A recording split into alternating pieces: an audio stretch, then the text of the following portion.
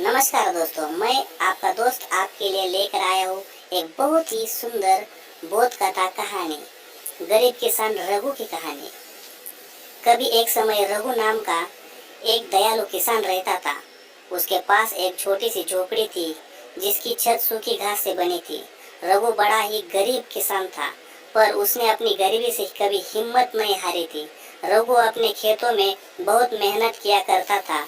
उसकी मेहनत से इस साल उसका खेत सब्जियों से भरा हुआ था।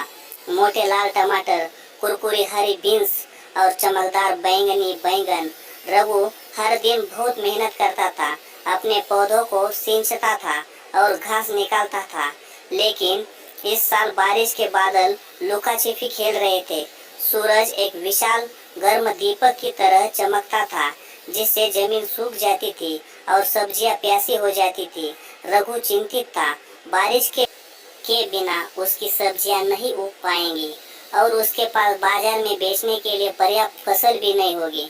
वह अपनी छोटी बेटी रानी के लिए नए जूते या मीठे जलेबी तले हुए आटे का नाश्ता नहीं खरीद पाएगा। एक सुबह रघु उदास महसूस कर रहा था। जब वह अपनी झोपड़ी के पास बैठा था तो एक छोटी सी गौरैया उस कंधे पर आकर बैठ गई। चहचहाट गौरैया ने सिर झुकाते हुए कहा, मुंह लटकाए क्यों बैठे हो रघु? रघु हैरान था। एक बोलने वाली गौरैया उसके सूखी जमीन और भूखी सब्जियों के बारे में अपनी चिंता बताई। गौरैया ने धैर्यपूर्वक सुना।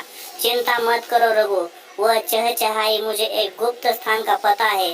आम के ऊंचे ऊंचे पेड़ के पीछे छिपी हुई धारा बहती है। इसका पानी आपकी सब्जियों को फिर से हरा भरा कर देगा। रघु की आंखों से चमक उठी। उसने गौरैया को धन्यवाद दिया और उसकी बताई हुई बातों का पालन किया। सबसे ऊंचे आम के पेड़ के पीछे उसने एक जगमगाती धारा देखी, ठीक वैसे ही जैसा गौरैया ने कहा था।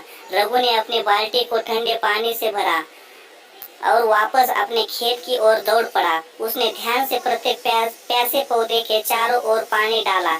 सब्जियां खुशी से चहकती हुई लग रही थी, उनकी पत्तियां चमकीली हरी हो गई। कुछ दिनों बाद आखिर बारिश आ ही गई। कोमल बूंदे छत पर टपकी, जिससे रघु का दिल खुशी से भर गया। उसकी सब्जियां बड़ी और मजबूत हो गई, चुनने के लिए तैयार हो गई।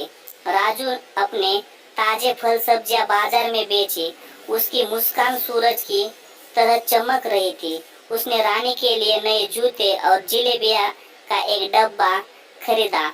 मददगार गौरैया और छिपी हुई धारा की बदौलत सभी ने एक स्वादिष्ट भोजन का आनंद लिया।